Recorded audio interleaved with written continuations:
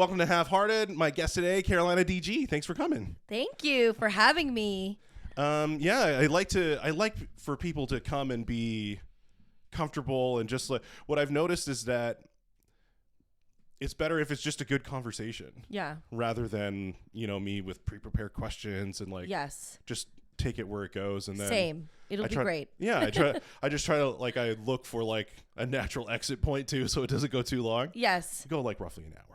Yeah, I'm avoiding my family. You do what you need to do. Oh, I know. That's one of my jokes. Like when I do stand up, it's this show started at 10, but because I have two kids, I got here at 6:30. Yeah. So I think you're one of the few people I've had on who have kids. Or you have one? Do you have one? I have one kid. Are you sticking with one? I'm one and done. Yeah. Yes, although she did say during bedtime that she was crying for a brother and sister. Yes.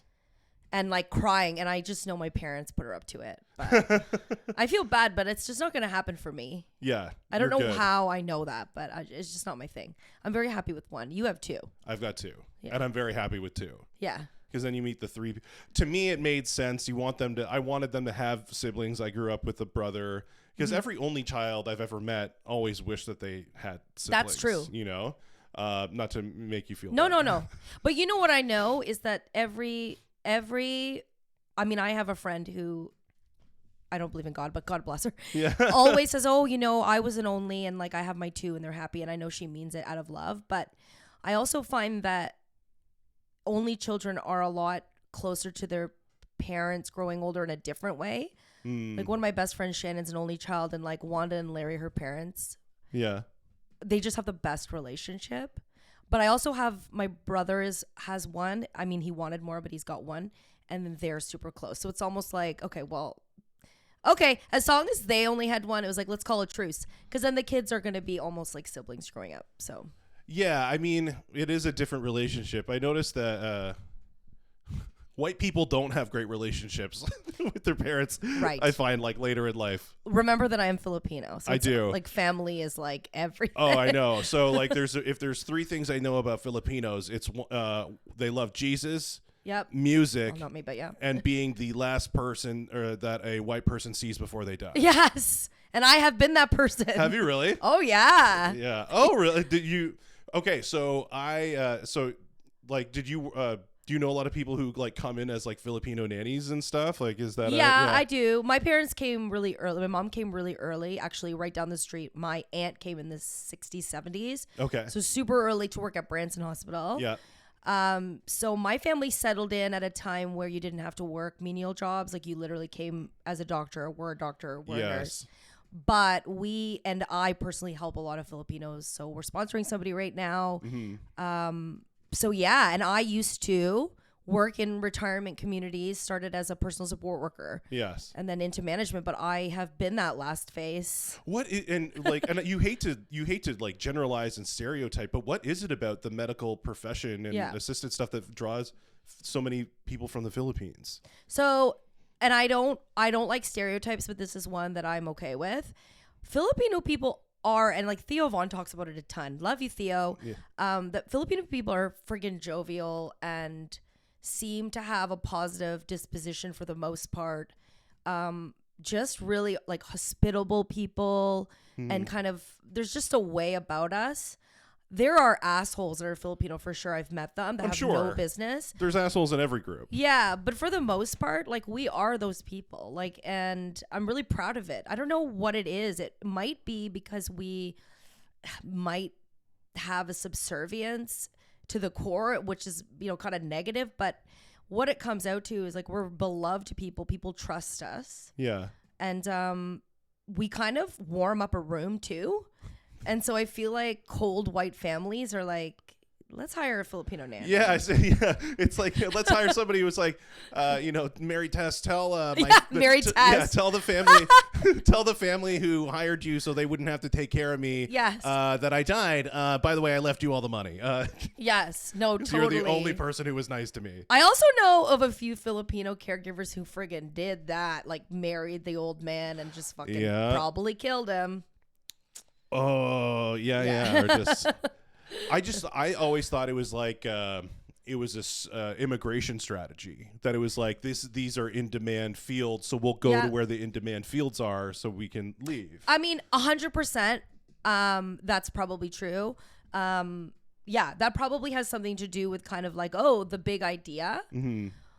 But it is just something that, like, even I stayed in the industry after, like, I didn't really need to, in a different type of role, but because I found that I really loved it. And also, white people kind of just respond to me in a certain way that gets me paid. So, I don't work in that anymore. I work on the tech side of age care, like age tech. But, I mean, I only ended up here because of 22 years working with seniors, so... Yes. Yeah. It's in me. I was born here, but it's in me. Yeah, I guess so. And that's the other thing, though, is like people who, like yourself, who don't need to to go into that field because of some sort of, immigration strategy. Like, you're just drawn to it. I think it's really the park across the street from my house is just all Filipinos playing basketball in the summer all the time. Feel great. Yes, and we're kind of the black people of Asia, and so we're very good at basketball. Why is that? Black people of Asia. Explain that. I don't know why, and I feel like the better person to talk about it would be Big Norm, the comic, because he has a lot of thoughts on it. I don't know why. I know when I was young growing up here, I grew up in the Seventh-day Adventist community, so it's a lot of black kids that I grew up with, and then a few white kids. But like I always ask my mom, like, am I more black or am I more white? And I just feel like in North America, we definitely I gravitated towards black people. Okay. I feel so different from white people, more so. With a lot of, cultures that you would consider like, like Jamaicans, it's the same. There's more commonalities. It's like culture around food, loud family. Well, would you say that there's this, because I know that the Philippines is very, unlike a lot of Asian countries, is very Catholic. And so in that sense, and the Spanish influence is way more prevalent, right? So in some ways, with the Catholicism, the Spanishness, you've got like this connection to like South America and the Caribbean in a sense. Yeah, that's true. I don't know if you would agree with this, but I would say like how I said that, I connected more with like the black kids in my class. I feel like you would have a Filipino person that would not think that at all, and that might relate more to the Chinese people in their class. So Filipinos are one of those colonized countries where we all look super different. My dad looks Mexican. My mom looks Chinese. Okay. And they act more like if somebody were to guess, people think my dad is Mexican. Okay. And so I kind of look mixed too. I just feel like maybe I don't know if the word is malleable, but you know what I mean? We kind of just shift. Yes. And then we latch on to what we latch on to. But North York is very Filipino. Like, I'm sure that you have a lot of Filipino people around here. Oh, yeah, big time. Although I would say, I mean... some of them are nannies, but... Yeah, I mean, North York is very Korean. That's true. A lot of Korean churches here. Yeah, a lot of Koreans, a lot of people from the Philippines, although I find that they live more westward. And then if it's anything but white, that's for sure. Except for like some of the old... like the older neighborhoods, but even still, I feel like a lot of those neighborhoods are just, yes, like, it's like the old white fucking people are white yuppies like you fucking move in. Oh, how dare you? I just squeaked in. People are like walking by being like, is that grilled cheese I smell? That's disgusting. That's how you knew which house was mine? Yeah, I'm like, yeah. It's the smell of melting craft singles. Yeah. I'm married to a white man, and your food, disgusting. Oh, wow. I had no idea this would be so racist on your part. It's allowed. Okay, so Filipinos are known for getting gout because of our diets. Heavy on meat. We have the lechon, that big full pig. Yeah, yeah. Like when my husband met me, he was like, why are there 5 meat entrees at every meal? And I'm like, those are signs. Like, anyway, this holiday season, he actually got gout, which is insane because he can't handle all the meat. All the fat. Yeah, wow. He's not even a real man. Yeah. Keep that. Did you, when you met your white husband, did you have an initial period of trying to figure out whether he liked you for you or just because you were Asian? I knew he liked me because he said he hadn't really dated any Asians. So I was like, oh, and then that offended me. Just as he could have called me exotic, I would have been offended. Yes. But here's the kicker, and very relevant to this podcast. The reason I knew my husband was the one is we met, we started partying. We're partiers. Yes. Not as much anymore, but we still kind of party. But we had like a whirlwind fun, only supposed to be a few dates kind of connection. And then I told him, it was around Christmas, and I randomly said, like, not that you'll ever meet my parents, but if you did, you would probably think they were weird because they don't really drink. And so at Christmas, like, for a long time, my brother and I and my dad would sneak in a little bit. We would be hiding our booze or drinking it in a mug. And then he was like, yeah, I grew up Mennonite. And so my parents don't really drink either, even though they do. Yeah. And then I was like, oh, literally I clocked it. I was like, oh, I'm going to marry this person because he's going to have an understanding of the weirdness of my family because of the religious upbringing that I have no connection to now. Yeah, I do want to talk about that. I just don't know which avenue that you've given me to go down first. Should I describe maybe Well, yeah, let's just do that. So you said you grew up Seventh-day Adventist. Seventh-day. What is that? Because I have met very few. And I know I'll say what I know. Okay. Which is that they do. It's almost like it's a Christian church, but it's almost like some of the stuff that Christians do they don't do. So you do church on Saturday instead of Sunday, and like are you kosher? So on Wikipedia, I actually reviewed what it is because I totally sometimes forget because I'm so far away from it. But so it's kosher friendly. So for example, we often are very compatible, with people that keep kind of kosher because we don't eat. So meat is frowned upon. In general. Yeah, like vegetarianism, they have a big health message. Yeah. So it's not for the same reasons, but they also take the Bible a little more literally than like a Catholic. So somewhere in the Bible it says, again, like Old Testament, it's like shellfish are wrong. So like I shuck oysters as a side hustle. Yeah, oysters are out. Shellfish, scavengers of the earth, anything with a hoof is out. Yeah, okay. Pig is out. And so it's a lot more compatible with a kosher, but it's not kosher. There's no dairy and meat separation. But gotcha. It's like you're a better Seventh Day if you're vegetarian. Okay. And then there's this weird, it was the first, one of the founders of the religion was one of the first people to identify salt as bad. Okay. Some people also don't do stimulants. So you definitely, if you're a drinker, you would never talk about it if you were practicing Seventh Day. I think there's a lot of ones that do, but it's not something where you're like, oh, I'm fucking hungover at church. Yeah. Like you would hide it. So alcohol is forbidden. Smoking is forbidden. Yes. Weed is forbidden. Definitely cocaine. But... I like that. But Coke's okay. That's in the mix. Coke is all right. But some people go as far as like ginger is forbidden because ginger has a stimulant. Oh, caffeine so very is forbidden. To use a very legalistic in a very much about rule following. Yes. Because from in the evangelical world, like again, I don't know how much about Christianity you know. What we would call like mainstream Christianity is the Orthodox Church, the Catholic Church, and the Protestant Church. And then we're the ones that, though different, kind of tolerate each other and would call each other, part of mainstream Christianity. Right. Then off to the side, we would put Seventh-day Adventists, Latter-day Saints / Mormons, and Jehovah's Witnesses. Seventh Day being a little bit more compatible with Correct. The real world, but it rides that line.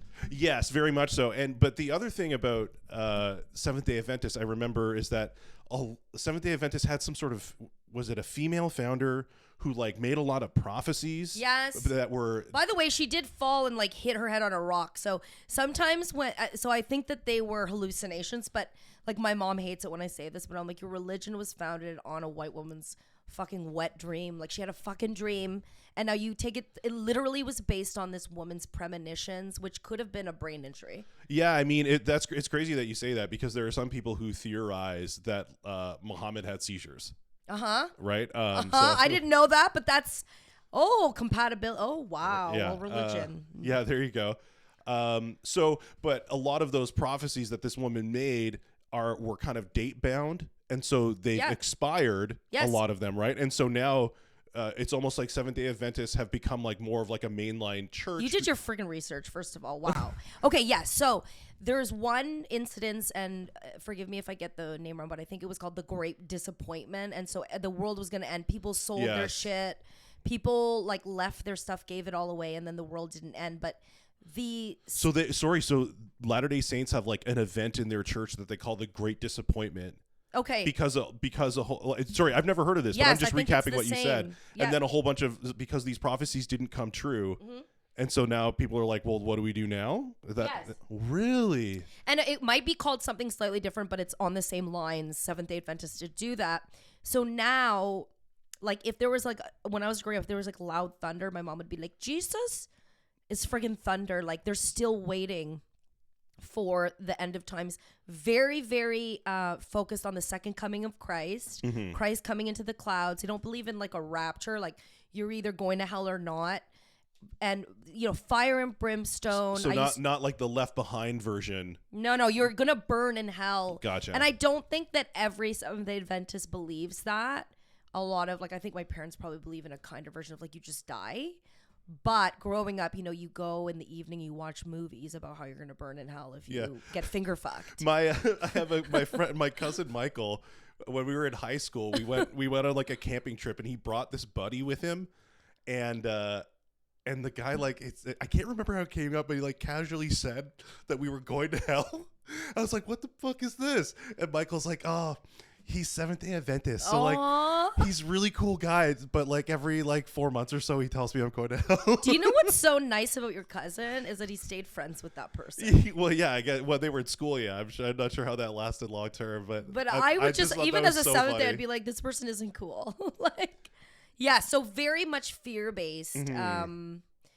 Very much like it's like the idea of fear making you into a good person because of the consequences. And my mom grew up Seventh-day from birth. Okay. She's never known anything else, and there's nothing I'm going to be able to do to change it. Yeah. She's pacified, she has a glass of wine, she watches CNN on Saturday, but she still goes to church. Mm-hmm. My dad grew up half Catholic, half Seventh-day, went to church both days. Sucks to be him. Whoa, that's like my wife grew up that way. Yes. Evangelicalism, just a Sunday church was an all-day event. Right. Yeah. Yeah. But the thing about my dad is I really think that he's the type of person that can be in a religion and still be like, half this shit's garbage. Yeah, yeah. And all the books he reads are like all about how, like he gave me the book like Homo Deus. It talks a lot about how religion just ruins things for people. He nonstop reads about science versus religion, but he has a deep belief in a higher power. Mm-hmm. He calls it Jesus, but I think he's not positive. But he goes to church and he's just like, this sucks, this sucks. He used to take me to the store, forbidden to shop or get gas on Sabbath. Yeah. And just tell me and my girlfriend and just say, we're just doing this so you know that you don't have to believe in everything. And he'd let me go buy candy and then take me back to church. So I grew up with somebody that was like, but then now my dad really wants me to be religious, indoctrinates my daughter because I think that he does deep down worry that if there is a hell, I'm going. But he's a little bit more nuanced about it. So it's not a part of my life, but every other day my mom slips a devotional in my purse and I have to throw it out. How did you, so you grew up in it. So how did you feel about it, at least when you were young at the beginning? Yeah. So from when I was born to when I was about 21, I would say since I was born until I was 17, 18, that was who I was. Okay. You embraced it. I embraced it. I believed in it. I remember asking if I could get rebaptized, and then the pastor was like, if you do that, people are going to think you did something. Okay. But I'll do it anyway. So I rededicated my life to God, and I went to a Seventh-day Adventist school. That's what I think makes it one of those religions, because you are a better Seventh-day Adventist if you really shield yourself from the outside world. Mm-hmm. It's a big reason why a lot of Seventh-day Adventists do end up in healthcare. There's a loophole. If you work in healthcare, you can work on Sabbath. If you work at Tim Hortons, people are going to think you're fucked because you're not Jewish, but you need Saturday off. Who would? What? Sabbath is Saturday. Yes, so Friday night to Saturday. People want to work on Saturday? I think, like, for somebody like me, like, I wouldn't have wanted to deal with explaining that I'm weird. Oh, yeah. So then you work at a university that's seventh day. You're a piano teacher for seventh day. So it's very insular. So I grew up in the church. I got kicked out of the private school once in grade 6 for abusing my teacher. Anyway, verbally, I saw the outside world. I liked it. Went back until high school, left again.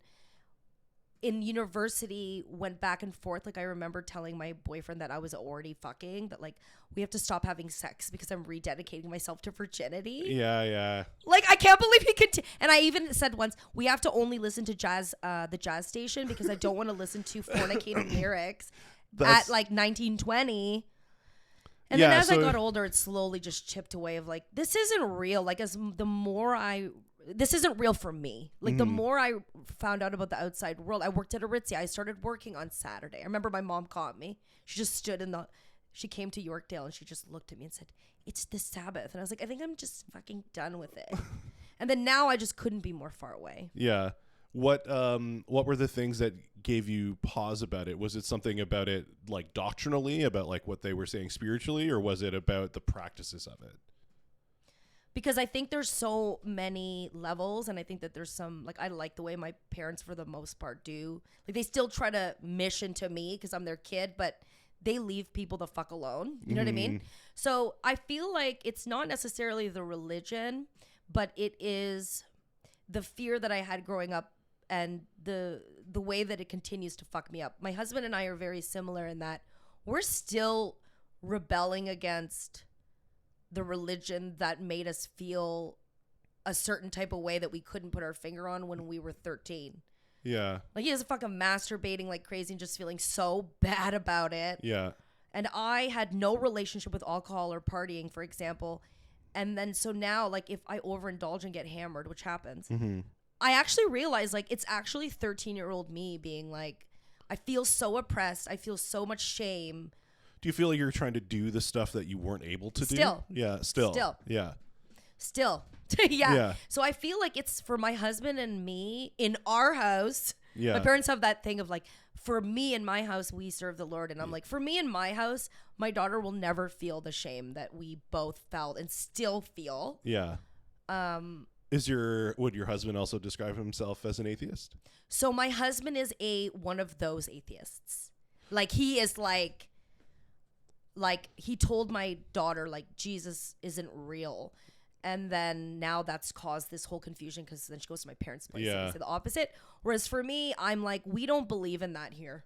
Yeah. But other people do, where he's like, it's not real, it's fake. Yeah. So he's even more, I think, affected by it. Yeah, like aggressively atheist. Like, I don't think he's ever told his parents that he is an atheist, though. So then it's also, I think I'm less extreme because I tell my parents, like, fuck off. And they're like, you have to believe. And I'm like, I don't fucking believe in it. And then we have that. Whereas he's still, I think, hiding from his family. Yeah. He won't say it out loud, even though they know. Like, we didn't have prayer at our wedding, which is a big thing. Yeah. But they're Mennonites, so they're more passive. They don't talk about things. So. Mennonite brethren. Is he from, like, the Hamilton area? Is he Dutch? Winnipeg. Okay. Which is, like, Mennonite. Okay, like, I didn't know that. Yeah, they're from Winkler, which is like a Mennonite town. Like, it's just all Mennonites. They don't really, his family doesn't have anyone that dresses, but he does have a lot of family that are still Mennonite. Like, they were, like, anti-vax for religious reasons. Yeah.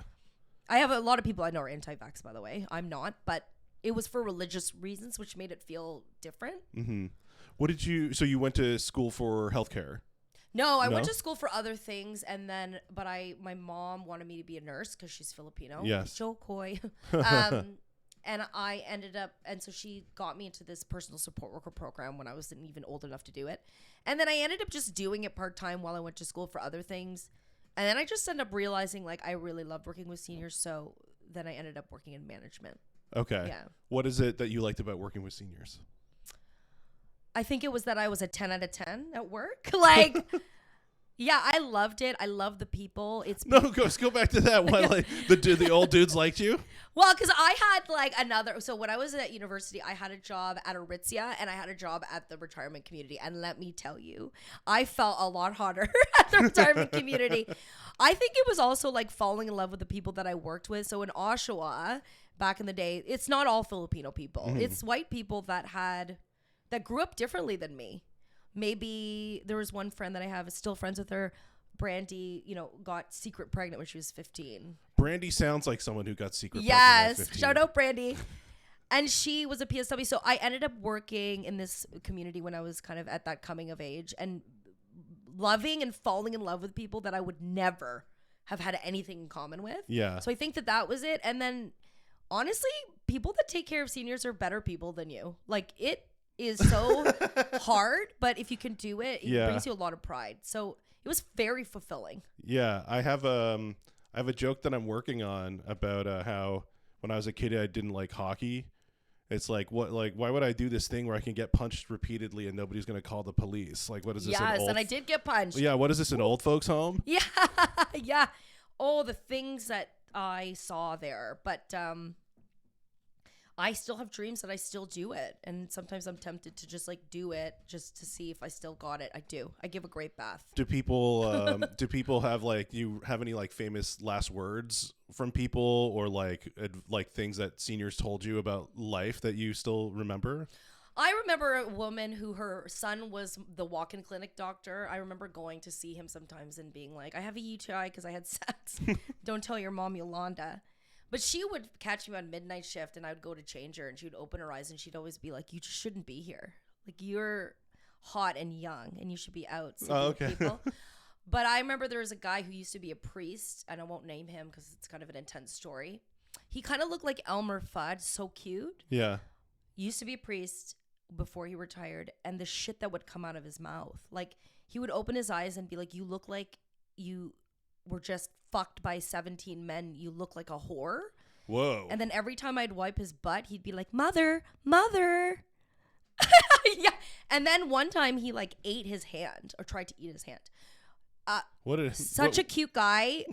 But like you're wondering, okay, what's the story? One guy tried to pee on my face when I put on his socks after a shower. Mm-hmm. And I like dodged it. So many stories. But then like amazingly beautiful people. Like some of these seniors are just people that I always will remember, like great relationships. Somebody at my last job, I was in management at the time, but during COVID, and these two best friends moved in and they were born the same year. They were both 95. Okay. They moved into identical units in the same month, one on top of the other. And then one day, one of them, I went to go deliver. Like they weren't allowed to leave their rooms during COVID. So I was delivering because nothing else to do. And she was like, I'm just not going to make it through this. Like, I'm going to die. And I'm like, you're not going to die. She's like, yeah, I'm going to die. Died 2 days later. Best friend. She made it sound like a choice. Like, you know what? I think I'm done. This is done. But I think she wanted to be done. Yeah. Her best friend, since they were like 4 years old, they're 95. Best friend dies 3 weeks later. Yeah. Just like so crazy. And then like that ruined me because I was really close to them. Yeah. And so there's a lot of like jokes, but it's also like, wow, you just see it all. And then I'm superior to you because of it. No. Well, there seems to be this thing where with old people where like they're going, they think and then something will happen and they're just done. And I think that's the best way. The worst is when they linger. Mm-hmm. And when, your advanced Alzheimer's and your body is like not even, I believe in assisted death because of it. There's also this dynamic of like within these communities, long-term care or retirement, there's often a category of people where there's nowhere for them to go. Mm-hmm. So they're young. I took care of a guy that was a scientist in his 50s. He got ALS. Okay. Brilliant mind. ALS is so her And then it's just like that person, it's like, oh my God, like I can't believe that this person is here. I once had a teenager live in a long-term care facility because her father was a Muslim widower who, as soon as she got her period, was like, I don't know what the fuck to do with her. And the only place for her to go in Ontario was a nursing home. But she was like in her teens? She was in her teens, but sorry, I should have mentioned. She had a disability of some sort. Okay. Like a mental disability. But nothing so severe that you would think it would justify that. No, and she didn't get a private room, so her roommate was fucking 98. Wild. It's wild. Ontario, by the way, sucks when it comes to seniors. If you want to have a better life for your family, move them to Alberta. Really? Okay. Yeah. I'm thinking I might just do the midsummer thing, and when I get to 76, I'm just jump off a cliff. I think that's... Or move to the Philippines, hire a caregiver. Yeah? That sounds good. My parents won't do it, and I think that they would be better too. I mean, they're okay financially, but you know, it costs like minimum $5,000 a month to move into a retirement community. That doesn't include your care. Really? Just so you guys know. And that's cheap compared to some in the States, but yeah. When did you like... I'm sorry for distracting you. Literally, Jay's like, I'm going to kill myself. No. It's more I'm thinking about where to take it. Like I want to go back to, so you ditch on Seventh-day Adventist. Did you instantly become like an atheist, or did you think like hold on to the God part but ditch the church part? So yeah, but then spiritual but not religious. Yeah, so what led you to like ditch the God part? It happened very gradually. I think the big trigger for me was I grew up with somebody that was openly gay in high school and got his ass beat. Yeah, okay. My parents always loved him, still do, but their perspective at that time was like they felt sorry for him. Yeah. And then I was like, I'm not going to be able to be a part of something that does this to a group of people that are good. He's a good person, that just like demonizes them. So that was kind of the thing that stuck with me. And then over time, I just slowly shed it. So I'd say it went from being spiritual, not religious, to being like, you know what? If I get rid of the fear of going to hell, I really don't believe in it. Yeah. And I just think I'm like a kind person, and I feel like kinder than a lot of people that are devoted to religion. And that's really the realization. That like a lot of religious people are amazing, good people, but there's so many that are fucking the worst. Yeah. And they just use the religion to justify it. And I'm like, yeah, I'm like better than you because I don't do nice things because I think there's a reward. Yeah. Well, I mean, it's so many people who I talk to who end up leaving whatever the faith system is, like 99% of the time, it's not because they object to it like philosophically. It's because somebody wronged them or they've been wronged like systemically for a long time. What did you, because you guys are not religious anymore. Or are you? It's tough. Like my, how do I break it down? Well, I'll start from the beginning. So I was raised not religious, not at all. Wow. What's that like? Wow. Probably rock and roll. No, not really. I mean, because it's not like my parents were great. It wasn't like we're atheists and you get to go to Disneyland every year, right? Like there was, I woke to this world in chaos. Like my parents were, my only memories are of them fighting. Like they got divorced when I was 7. And like it wasn't a surprise. Like I was like those few kids when they're like, "It's not your fault." I'm like, "Yeah, I know." Yeah. Hello, like newsflash. Yeah, that was like, why would I think it was my fault, right? Like I didn't run up the credit cards, like right. So yeah, it's not like I benefited from growing up in an atheist, and it definitely like my grandmother would take us to like Catholic church, and I thought it was super boring. And then when I was 17, I did 10 grams of magic mushrooms, and then that got me like turned on to God. And then that like totally changed. For how long? Until today? I was like hardcore evangelical like right up until the pandemic. Like just before I started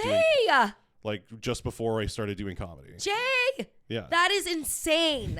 I was like a Christian like praise and worship guitar player. Like I've played guitar in front of like 2,000 people, like done like huge events and stuff like that. Went to Bible college, dropped out. To be honest, Creed isn't a bad band. They're not really. I don't even think they're a Christian band. I mean, there are some great Christian bands, but I mean, the ones that I liked. Well, see, this is the thing. Do you are you into heavy music at all?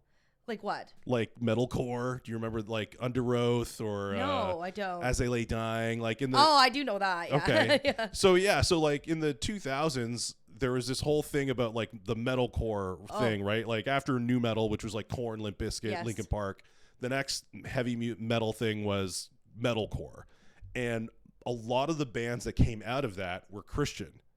Interesting. like the heaviest bands. And so, but then it's like being a Christian, I feel like means just getting let down because like the band who was top of the heap for all of them was this band called As I Lay Dying. They were my favorite band. And you would hear how like their lead singer, this guy named Tim Lambesis, was like, he had like a master's in philosophy. He would like debate other people on tour, where like people who weren't Christian would be on tour and be like, that guy knows his shit. Like, even if he didn't like turn them into believers, they were like, this guy, like, he's not an uneducated Christian. Yes.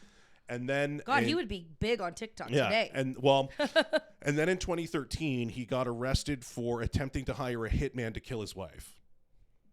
Love it. Is there a movie about this? I'm sure Can there will. watch it tonight? I'm sure that there will be. There's got to be a YouTube video at least. Oh well, he's done like interviews and stuff. He's out of jail now. Okay. That's what I'm doing tonight. Going to jail? Taking down the Christmas tree and watching shit on this guy. Yeah, we took it. We took the Christmas tree down. But yeah, like it was like the whole Christian metalcore thing like exploded because like a lot of the bands weren't actually Christian, because they were like double dipping it, because it was such a big movement that like if you were a Christian metalcore band, you could sell records in both the Christian market and the non-Christian like market. Hillsong. Yes. They sell so many records. Yeah, so like those people are desperate for records that they can feel good about. That they can feel like it's okay for them to have it. Well, if you do Christian worship, like a Hillsong or an Elevation or something like that, you're making extra money, because not only are you making money on the record sales, you're making money every single Sunday when the millions of churches in North America play your songs, and you get a cut of that through CCLI. Did you watch Hillsong? The documentary? No, I haven't. I know. I've seen new stuff over. It's really good. Yeah, I kind of just. Well, going back to me, so I grew up. Yeah, so I was religious. Like I was super religious. Went to Bible college. Like would have debated you that the Earth was 10,000 years old. Like I was like that hardcore. Yeah, that too. Yeah. And then, and then I think the first kind of like wedge came in. I listened to this podcast called the Bad Christian Podcast. And it was this podcast with these guys who were in this band called Emery, which is like a Christian metalcore band. And I think I've heard of that. Really? And they talked to this guy named Chris Date, who runs this blog called Rethinking Hell. And it's this idea that like the Bible actually doesn't teach the traditional hell view, the you'll burn in hell. Yes. Right? Like he says, like if you look at all of the passages that talk about hell or the fate of those who don't believe in Jesus, it's always something about like death, destruction, finality. Like John 3:16, for God so loved the world that he gave his only begotten son, that whoever shall believe in him shall not perish, but have everlasting life. So how do you get? I cast all my cares. Yes. So how do you get tortured forever from perish? Yes, you're correct. And I mean, right? And so he's just like, if you look at all the verses, there's nothing about like forever, and it's almost like if you don't believe, then your afterlife is just nothing. Hell is like the mechanism by which you cease to exist. Like if you don't want to be with God in heaven, he's not going to make you, but he's not going to torture you forever either. You're just going to be gone. Yeah. And that was so radically different, but I was so conservative that it was still biblically, like it was sounded biblical enough, but rational enough for me to be like, wow, I don't think the traditional view is true. And then it was like, well, if that's not true, then what else isn't true? And that kind of just led me to this. Everything kind of falls. And then it all kind of falls where I'm just kind of left in this place where it's just like, I definitely believe in God. I definitely believe, I believe that Jesus was a real person.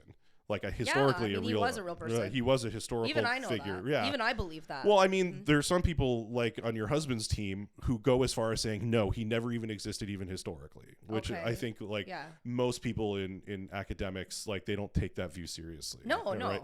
I mean, there's evidence that somebody named Jesus existed. Yeah, exactly. Right. Like there's and then it's like the formalization of it as the Christian church. And like, I don't know if we're doing church right. Like that's kind of the thing. Oh my God, right? do evangelists give 15% of their tithes and offerings of their earnings? Yeah, my parents, I think my parents give 15 because my parents have been doing it for 72 years. And when we were poor, they did it. And that fucking bothers me. Yeah. Like when we were poor, we used to have to give my $2. I gave 15% because my brother gave his $10. He's older. And I remember just resenting them being like, I can't believe I have to give them this money. So that's another thing that bothers me. I mean, but you gave you gave it thinking that this is going to go, that like we're giving this to the church as the mechanism to help people in our community. But, and I don't have as much of a problem with missionary. Like some people in my family get so, on my husband's side, his sister gets so upset about how wrong missionaries are. And even I do have feelings about it. But I do feel like a lot of the money that we would give would be used to help people overseas, which seems okay. But I do think it was under the guise of like, okay, you help them, now they're going to be a part of your mission, a part of being, you go to the Philippines, you mission. Yeah. But then there's a little bit of a manipulation there because you've helped them, taught them English, and then now indoctrinated them into your religion. So that bothers me about the tithes and offerings because a lot of it goes to that. And also, I don't know if anyone's ever followed, I think it's called Preacher Sneakers on Instagram. Preachers and Sneakers, yeah. I freaking love that. Yeah, I've met a preacher that was like that person, like wouldn't even hold a friggin' door open for me, but like nice friggin' sneakers, dude. But again, that depends on the church. Well, I mean, and that's just the thing, though. It's like you give all this money and then you find out that a lot of it just went to covering staff, right? And then, yeah, it's tough because, like, do I think a pastor should be poor? I don't like, should they not be making like a lot? I don't know. I don't know what No, but I think that they shouldn't be of the wealthiest in the church either. Like, there's just something that bothers us bothers us about it. Yeah. Right. I think that Seventh Days actually, for the most part, at least here in Canada, I've noticed the pastors are very humble type people. I like that they allow their clergy to marry. Yes. And divorce as well. But yeah, I don't know. I feel like if the institution of religion didn't make kids feel so scared and ashamed and feel like there's one way or the highway, I feel like I wouldn't be so turned off by it. So unlike my husband, I see value in it. I mean, my mom has a community. Yeah. My dad has a community. Even though he questions, he's a deacon. Yeah. He's helping. And I think that my growing up in a religious community, and you've met me, you know what I'm like. I'm very much somebody that leans into community, and I think it's partly because of my experience growing up in the church. So there's also definitely positives. Well, almost every person I've talked to says that they miss the community the most. Yeah, that's absolutely. the thing that they miss, because like even like you could say that like comedy is a community, but it's like it's also a competition. I know that we're not in competition, but like you're in competition for spots. You're in competition for opportunities, right? So it's not totally we're just friends. Yeah. Right. Yeah, like, yeah, absolutely. The base of it is self-serving, whereas like in a church community, it's we serve each other. We're a family. We try to help out the people in our community that like don't have. Yeah. Right. So what happens in your house today? When you religious-wise? So like we go on Sunday, not all the time, but we go, but we're just not like heavy-handed about it. Right? Like I didn't know, except for the beginning of your podcast, any of this. So you're cool. Yeah. You'd get along with my husband. You know what I mean? Yeah. Okay. Yeah. Well, you know what? It's I was honestly, I used to work in restaurants and stuff like that. And I feel like the world has almost changed a bit when it comes to religion, because I feel like if you had asked me in like 2010, it was kind of something I would be scared to say that I was Christian, because people would be like, oh, what? So you're like a fucking idiot who you hate gay people. I feel like people used to be a lot more aggressive about it. Like you could see their backs up as soon as you said it. And now I feel like people are a little bit more open to it. I feel like the world is a little bit, I don't know. I think you're right, and it is weird because you'd think it would be the opposite, because the world is secularizing. But I think that it is almost like so let me just say, I think that that's true in Canada. I will say, because I do a lot of work. I travel to the States a lot, and in like a corporate conference setting, I've gotten used to people being like, Jesus, take the wheel. And I'm like, okay, this is a corporate conference. This makes me feel very uncomfortable. I'm atheist, agnostic-ish. People around could be Muslim. They could be. And then it really bothers me. And I feel like in the States, especially certain states, they're very open about religion. Here, not so much. But I am finding that even on my Instagram, I'm finding out that my friends go to mega churches that I didn't even know they were religious. So there is this weird people being more open about it, and also people being more accepting of it. I'm talking out loud just because I don't think I really had put that into words before, and it's very true, but kind of weird. Well, it's almost like there's this meme. I don't know if you've seen it, where it's like it's almost like the left. I don't say it in like a demonizing way, but like the woke people are almost the extension of the original like new atheist movement.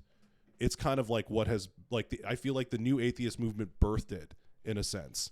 And now back in the day, like atheists and Christians used to be united in like logic and reason, and they would fight over. And so now it's like atheists and Christians are almost now on like the same team. Yeah. Right? Like in the sense of like we both think there are two genders. Like the hardcore atheists or the science people, like that makes us, they're almost bonded now in a sense, right? Whereas before they were enemies, but now they have more common ground because the world has changed so much. I do think that there's a level of, and I consider myself very left, but there's a level of wokeness that does feel Bible belty. Right? It is a little like culty, right? Like it's almost, well, and it's you're with us or you're not, and it's really like angry and shaming. Like I'm gonna slap you if you're not being verbal about this. I think it's just, you know what it is. Well, like Jay? when it's righteousness. Yes. That's the word. Yeah. Well, and you're like on the woke team, it's like you're righteous for being on the team, right? Like when a gay man can like kick the phone out of a pro-life woman's hands and think that he's the good guy. Yeah, and free speech being, you know, not a one-sided. By the way, I'm very much a free speech person. But I struggle because I am very, very left, but I think because there's feelings of it being almost culty, and also like I said, all the reasons why I left my religion was, you know, this way or the highway. It's the righteousness and the shame that comes out of maybe not aligning with a lot of people in my life. It really is not for me to be that extreme. Also, I'm not going to call out my family at Thanksgiving when my aunt is in her 60s and was born in this religion and doesn't know what the fuck I'm talking about. Yeah. She literally didn't stay at my wedding because there was drinking. What the fuck am I going to educate her on? Yeah. You know, that's where I draw the line. Like, it's not like, just like my husband doesn't bring up that he's an atheist to his family, even though I think they've figured it out. Yeah. He doesn't want to hurt anybody. And who wants to fight? Yeah. Can we just say again, it is, I think that what I was getting at and where we agree a lot is it's the righteousness of it all. Well, yeah, the idea of, I think you're absolutely right. It's this idea that like, because I think I spent a lot of my 20s being like, this is the truth. Yeah. I know everything. I will debate this till the nth degree, right? Like, because I'm on the right team, even if I don't know the answer, somebody on my team does. Like, you could have never changed my mind. That never would have happened. And it's almost like as you grow older, you realize how much you don't know, and how much you realize that the people around you don't know anything and either, also right? You're probably not going to fucking change anyone's mind. One of the things I know that I compare this is probably very similar to people when they leave a religion is I used to be pre-Trump like the type of person that my blood would actually boil when I would see something that I didn't agree with. It my face would get red, I'd want to cry. And then my husband being like, he used to be way more left than me, now he's a little more center than me, but he had that rude awakening where he was like, I think I'm part of a bubble and I'm scared. And he started to look into things and started to change, and it fucking scared me. Yeah. But then now, like, I kind of appreciate that he did that. It shows that you can change your mind, that you can shift. And it's always when you look internal, you're not looking out to like point fingers at people. You're actually thinking about where you're at. Why do I feel this way? Yes. Well, and it's very much like when I had my good friend Ben was like one of my early guests, and he was saying like being able to, and he grew up pastor's son. Oh, those guys, that's a struggle. And he was like, that's a struggle. And he was like, you know, realizing that I am not my ideas. Yes. Right? Just because I think this doesn't mean that it's true. It could be false. And just because it, like, if I believe this, it's not who I am. And I thought that was really, because the other day, I'm going to write a bit about this. Yes. But the early things is a friend of mine just told me that he and his wife are swingers. Wow. And I was like, he wanting you to join? I really doubt that I'm on the menu for swingers. Oh, for sure you you are. I Absolutely. Really? I don't think so. Yeah, no, I had a friend that was a swinger, and she and her ex were like a really hot couple, like two hot TV. Well, so this guy and his she wife would fuck like fucking 60-year-old women. Yeah, well, but So the you're thing, great. You're young. I think I'm good. But the thing was, when he told me this, I reacted like I felt like visceral. I felt like this is weird. This is wrong. And God, I can see somebody coming out of the closet back in the day, right? Or maybe today feeling that way. But it's more but I think like now that I'm older, it's just like it made me think about, okay, why do I feel this way? Why do I feel so like strongly about it? And it's a violation of maybe who you thought that person was, and it opens the door to some ideas maybe you don't want in your head. Yeah, well, I mean, like there's like I don't want to reveal stuff about him because No. Right, but it's like it makes me think like it goes against what I think about women, because I definitely don't go around thinking like this is something that women gravitate towards. Mm-hmm. And it must have, like, did you have to coerce your wife to do this? Like, I think that I know a lot of people where it does. Yeah. But I think that, hey, though, that being said, I think that it's a cultural shift. It's like meme culture. It's porn. I think you're right. I think that I understand what you're saying. Well, and again, I'm not saying the things that I'm feeling are right. Mm-hmm. This is the other thing, though. It's like I feel this way. I want to get to the bottom of why I feel this way. But it's also like it crossed my mind, like, is this something that people would want if there was no porn? Like, if porn didn't exist, would people want this constant variety all the time, or would you be happy with just one person? Well, and as you're thinking about this, I want to say that that's like so positive that you're thinking about it. But isn't it funny that if he was coming out as something other than a swinger, even the questioning of it would be so frowned upon? But you have to be able to fucking think about it, talk out loud, and hopefully be open to landing somewhere else and being like, it's cool. Like, yeah, well, it's more like it's not something that. Here's the thing. Part of the feelings was like, I think this will definitely be in the bit. Is just like, I was just overwhelmed with this feeling of feeling so cool. It's like I actually know one of these weirdos. You know a lot of them in comedy. Trust me. Oh, I know, right? Well, that was another thing. I can't remember who I was talking to. Like, I had no idea how like common drugs were. I'm married to a DJ. They are. It's like, and more than just like weed, right? Which is legal, but like how constant it is. But having grown up and stayed in like the church for so long, I'm very sheltered from a lot of it, right? So I think it's more like I feel this way. So now it's like, oh, well, like why? And then it gives me strands that I need to like think about. Yes. One of the things that Seventh-day Adventists did, which is a sign that's good too, is just on the topic of drugs, is they often will release a statement that's like, okay, this is our stance. And often their stance changes, which I think is a good thing. Yeah. Because like weed is just not what it used to be. Coke is the new weed. Like, oh, it's frowned upon, but everyone's doing it. I just feel like I think it's nice when a religion does shift, because it's probably a desperate attempt to stay relevant. But it also shows that you need to be able to change your mind. Mm-hmm. Well, I think that, not perfect, but I do think that Christianity as a whole has been better able to adjust.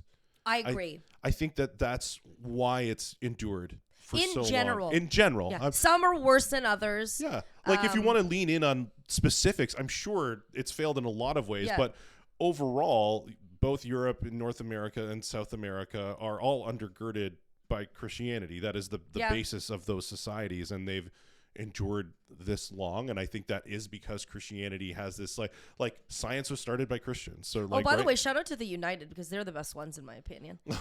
They like totally embrace things that we were so behind on. That's just a plug. But the evangelicals were like, the United are done. They believe in nothing because they have the pride. They've had the pride flag up to since the 80s. But I think you might be right. But also, I think that there's so many different types of Christianity.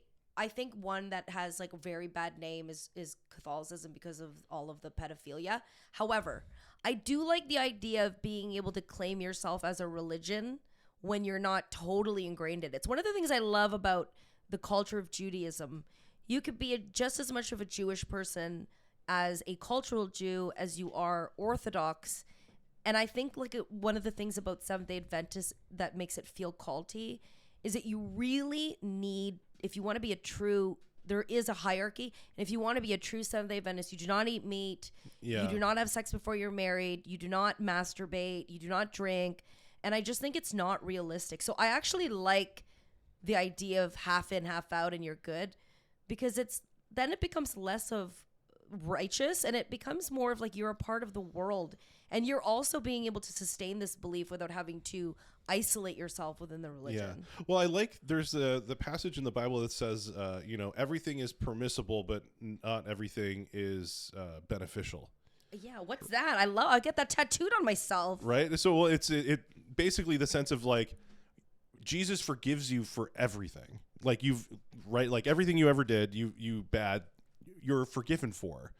But just because, and so should you keep on sinning? Yeah, should you keep on murdering them? Right, and people? then, by no means, because it's like, just because you're allowed, just because you're forgiven, doesn't mean that it's good for you, right? And I think it's like, it's good to be centered around these principles. It's almost like the Bible is like this standard that nobody can actually reach or attain, but like it exists at least conceptually for us as like a guiding North Star for us to try to get to. I agree with the religion as providing a North Star. I compare it to AA. Like, if you're a part of AA, you live in it because maybe you probably are somebody that needs that. And I think that religion is a savior for a lot of people because it provides some limitation. I struggle with that. I'm like 40 and have my own life, and I still feel like I'm rebelling, which is stuck in me. But I used to work for somebody who was Muslim, and he like binge drank and fucking partied, but then, he wouldn't eat anything but halal meat. And then he said, I don't even do it for the religious part. It's just really good to give yourself some limitations in life. And I thought, okay, that's really smart. Yes. Because you do need limitations in life. So I do understand why some people really need religion and really are more predisposed to buy into it. I mean, if I had religion in my life, there would be parts of my life that would be easier. So I think that it can be a gift. What do you think would be easier? I think needing to like make choices that are just like good for me because of they're good for me. Like, I don't think I think that way. Okay. And so I just think that if I had like, this is what I live by. I'll give you an example. My husband, I mentioned earlier, got gout. And he was actually like relieved because he was like, okay, now we can't have steak every fucking day because I steal the steak. But come to my comedy show. I love to steal steak. But he's like, now, I can't have red meat every day. Beer is not something that I can drink. Awesome. At least that eliminates that instead of it being about like, oh, I want to be a certain weight. Yeah. It's like, I want to be able to walk. And so I feel like the limitations can be a blessing. Yeah, I think we need them. I think humans, we need guardrails. And religion, and I know that it's not out of disrespect for believers, but for people that are like my dad that are kind of like not really feeling it, but like still kind of are drawn to it, is also like, maybe I'm not disciplined enough to just make up these rules. Maybe I need to be a part of kind of this community to live by it. It's almost like a common peer pressure to stick to the rules. Well, it's hard though, because like I was talking to a friend of mine about this who's still super conservative, but he was making the point where it's like his wife and my wife, like, they're Christians fairly easily because they seem like they just fit it. Does that make sense? Like, they don't have a natural inclination to misbehave. Yeah, like he's not a DJ. He's not. Yeah, he's not a DJ. Like, my wife doesn't like. She's not a partier. She's not a drinker. Yeah. She likes church. Like, she fits into it. And so it's, just because you're not wired that way, does that mean that church isn't for you? And I feel like the way that church is built now, it's like wired for, if you're this type of person, church is going to be great for you. And if you're not, you're always going to feel left out. Yeah. And I feel like if I were to leave, then it would make the other people who are like me feel like they couldn't be there either. Whereas, like, wouldn't it be better to change it from the inside out, where like the church could just for be everybody? Yeah, it could be messy and full of like weirdos. Or you can be honest, for sure. And one of the things going back to Seventh Day, I often think about Sabbath when we actually used to keep it. Like, can't watch TV on Sabbath.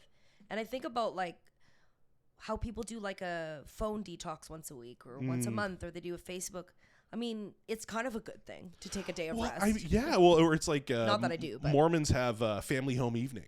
I didn't know that. Yeah, they have like it's not in the Book of Mormon or in the Bible, but it's like this thing that they've kind of implemented where it's like every week, you family home evening, you're doing dinner together, everybody's home, playing games, like that's so intentional, nice. right? And it's like I wish we could all have that without needing to, believe that black people Are fallen angels. or fallen angels. All right. So well, and like Seventh-day Adventists, they played a video about it to be like, oh, Mormons are racist. Yeah. Okay. So see, Seventh Day are much closer to evangelicals because we watch those same videos. Oh, and it's always like, oh, the Catholic Church is evil. The Pope is 666 is the Pope. The Christian videos from the 80s are very special. Like I feel like me and my husband are gonna watch them just to look back. That would be a great YouTube channel, just to rewatch like old Christian indoctrination videos. It's a new podcast. Oh man, you should do a special episode of this where people watch old videos of their old religion. I know, right? That's a good idea. Yeah, I was talking to Courtney Gilmore. She wanted to make like a comedy show of like religious people. Remind me though, Courtney Gilmore's parents are still in the religion. I don't want to speak for her, but okay. I think so. Yeah. I love her story. There's so much there. Yeah. Oh yeah. I mean, I've been trying to get her on, but she's a very busy lady. Yeah. She's amazing. Yeah. One day. So it just so you're just saying so gradually you just just kind of shed the God stuff, and then when did you get into comedy? I got into comedy after a lifetime of just being that person that's always like waiting for people to say I'm funny. Okay. And my husband ended up buying me Second City, and then nice. I happened to be connected to the Piston. Before I was even done the classes, they gave me a venue, and honestly, that's why I still do it. I was lucky, because I was producing before anyone knew my name, and then everybody wanted spots, and then I still do it. Yeah, I mean, well, I remember doing the Piston when we were like still outside. Outside because everything was like still locked down. I think it was like one of my in my first like 10 or 20 sets that I did. And you were always great. You always came early. You always messaged before. I'm very attentive to attention to detail. Yeah, but it's because you have like kids and a real job, and I don't mean that comedy's not a real job, but it's like an outside job, and so you are like that. I really admire comics who from the very beginning that they start at open mics have that mentality of like, this is a thing where I need to show up and be okay with being rejected and be okay with being the outsider. I think that for me, my biggest problem with comedy is that I have so many other things going on that I often treat it like it's a time I'm out. I'm going out. I mean, I kind of see it that way too. And believe me, like I'm on Instagram and I'm like always feeling FOMO where like everybody's hanging out and I'm not there. And you're like, oh, and I'm like, I shouldn't be looking at this. I'm putting my daughter to bed. Yeah. Like but at the same time, like I wouldn't not have my kids just so I could drink beer with comics. Yeah, I also think I wouldn't have been a very funny comic if I didn't wait until I had something to talk about. I'm not a great writer. Some of these comics like that are young, that started young, I'm just like, wow, I think I just would have been talking, those classic kind of girl jokes of like, I fucked a guy. Like now I like can talk about my marriage, about my job, as my parents. So yeah, it's all different kinds, but so it's been 4 years for you? No, I'm not. It'll be 3 in June. Yeah, it's hard with the pandemic because it feels like 8 years and then 2 years. Yeah, I mean, well, I started May 2021, so just like at the end of the lockdowns and stuff, that's when I got into it. But I started in backyards and outside. How does your wife feel about comedy? Mixed. Yeah. I think she knows it's the thing for me. Like I dabbled in music and I dabbled in painting and stuff like that. Painting? But like, are these yours? No.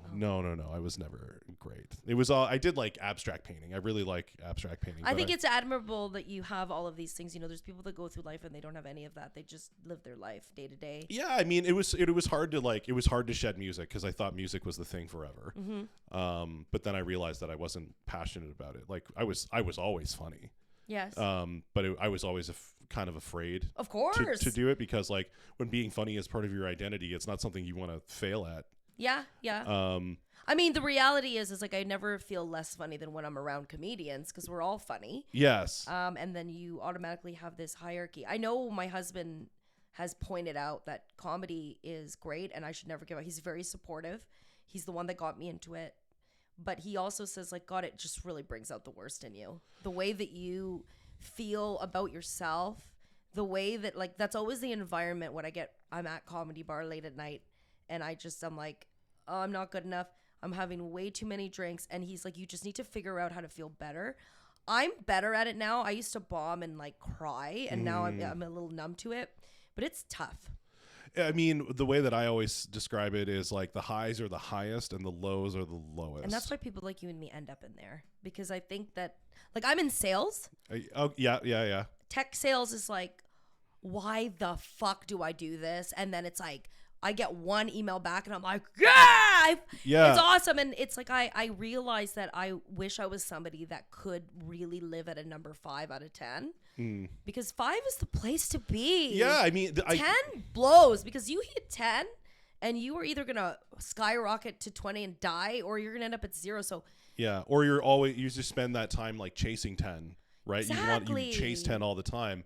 Because, yeah, it's like my life would be easier if I didn't do comedy. I know, but we do it because we need that, I think. Yeah. Oh, yeah. I don't know what's wrong with me.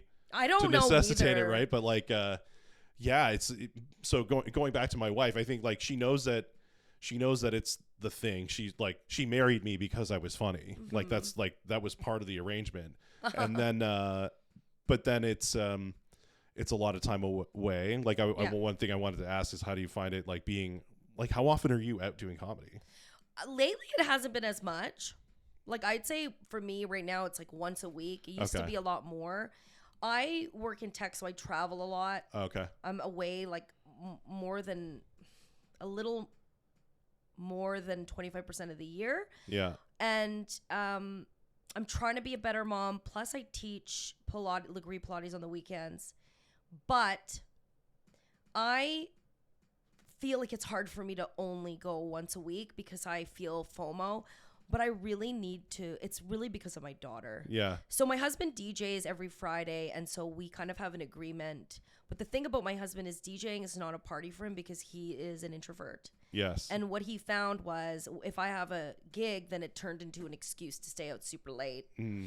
And we really need to have a schedule where we go to bed early, wake up early. So I don't do it as much, but it's really just because I'm trying to be a better mom. I used to be a really shitty mom. Okay. Yeah. Like, I really didn't want to be home for bedtime. Okay. Like, she's not a good conversationalist. But I'm like, just being vulnerable. Like, I'm trying to be a better mom, so I do less comedy. Yeah. Yeah, nobody misses me. Everyone needs the spots. Yeah. But producing keeps me in the game. Yeah. I'm out 3 to 4 nights a week. Yeah, you're out, and you've done it right. I also think that out of like you're not newer, but you did it right. You're respectful. You're not cocky, but you're also confident. You're not like laying a jacket down for a big comic to walk on you. No. I think that I've just watched you and I've been around you, and you're courteous, you're kind, but also you're also confident. So I think that you're doing great. Thank you. I appreciate that. It's it's tough. Like I was saying, like 3 to 4 nights a week, and I feel like that's not enough.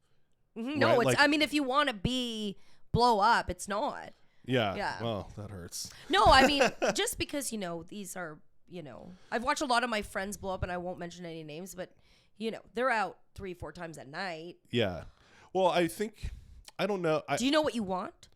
Or are you just happy to do it? I want to do comedy full time, but I think that what that looks like in Canada is different, because I don't think that doing mics every single night is actually necessarily advantageous. Yeah, I don't, and a lot of people say that. A lot of people say it's better to write. You need to be writing, you need to be reviewing what you wrote and making changes rather than doing the same jokes that don't work. Unless you have stage fright and you cannot talk in a mic. So and that's the other thing is, if you need experience, the thing with me, I don't talk about it a lot. It's like I used to speak in church. I got into university for theater. So I've never the plot thickens. Yeah, so like I've always been comfortable on stage, and I played music in front of giant crowds, right? So like I don't have stage fright in that sense. So for me, it's like I need to write funny jokes and bits and like do that stuff. Stage comfort, you can always get better at it. And you're going to mics as well, yeah? Oh yeah. Yeah. So my thing is, I don't do mics. Okay. And so the show that I do is a show, but I need to start, so I'm going to call you. I'm trying to do maybe one mic a week because I think just to be out there.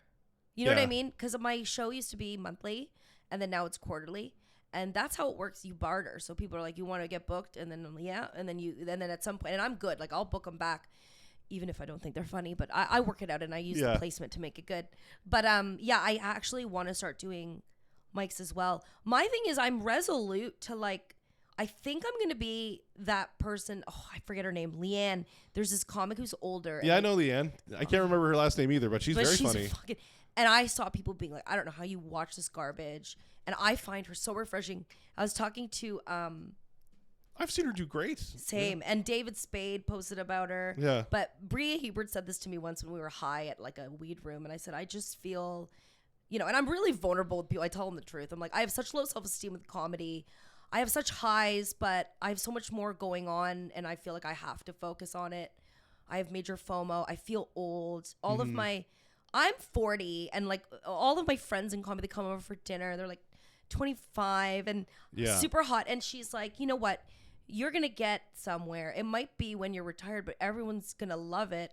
And I think that's like what I'm thinking. I think I'm going to stay in the community, focus on the things that I need to focus on today, which is my kid because she's young and I'm naturally a shitty mom.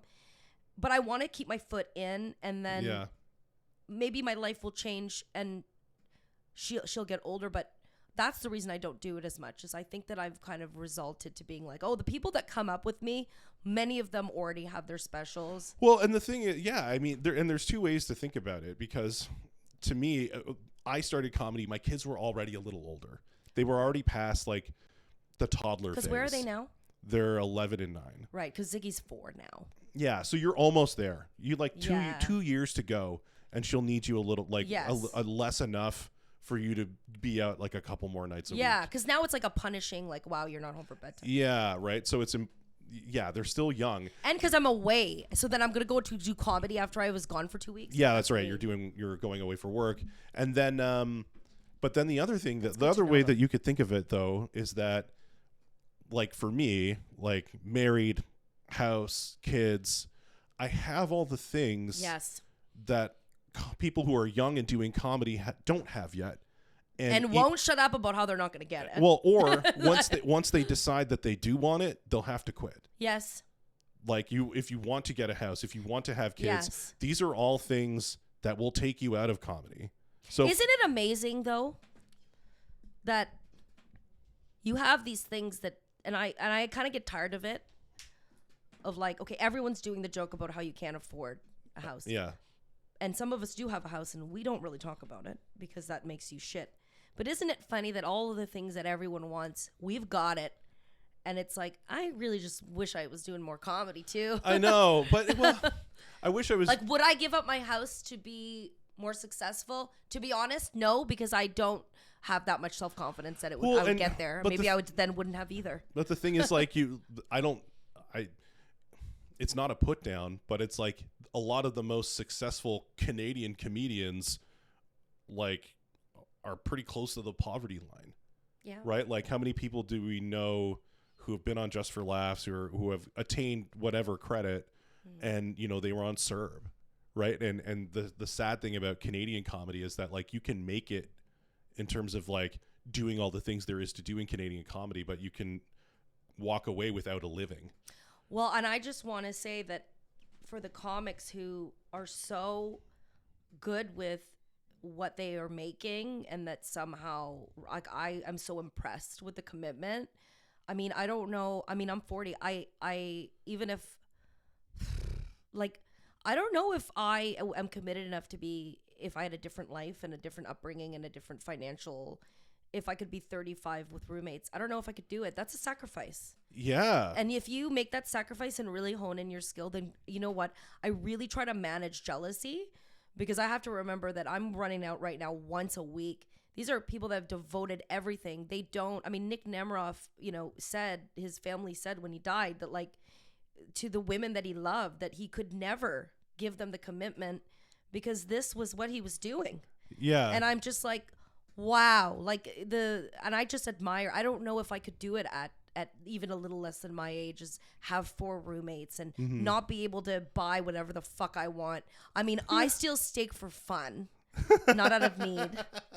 I'm bored. Yeah. So yeah, it's it's all to say, you know, there are sacrifices in everyone, and I think like for each of those decisions, whether to me, there's no point in really thinking about it, because for me, I had such low self-esteem through life that like I just never thought of doing comedy as like a real option. But those are other people's dreams. Yeah. That's not for me. yeah. It was only when I started to like feel good about myself that I thought, oh, maybe I should like take a crack at this. Well, one thing is, I remember seeing you at Absolute one time, and you came up to me after, and you're like, "Oh, thanks for being there for me, man." Oh my gosh, yeah, that was a tough one. But it wasn't. You did great, and I must have felt a lot different, but I respect how you felt. But I actually was like, I enjoyed it, and it wasn't a fake laugh. You did great, but I hope that you know that you do feel better about yourself than you used to. Oh yeah, I mean, like it's more just like. I just want everybody rolling all the time, right? And not every show. I did Absolute yesterday. Or Thursday night, and like, it was tough. Like, that's the crazy thing about comedy is that you're never done, because every gig is different. Let's just do whatever. So I lost track of time. Usually I have like a watch that tells me when we've gone for like an hour. So to the it's viewers, the Filipino in me. Yeah, to the viewers and listeners, my computer ran out of space somewhere at the end of the conversation. So I just thank you for coming. I think we just went. Deep. I liked it a lot. That was great. I always enjoy talking to you, so I knew I was gonna have a great time. Yeah, it was good. It worked out. I knew that you would be a good guest too. That's why I was just like. I had no idea that you were raised Seventh-day Adventist. So when you reached out, I was just like, yeah, I gotta get you in. So Carolina DG, thanks for coming in. Thanks everybody for watching and listening. We'll see you next time. We'll see you. Bye. Bye.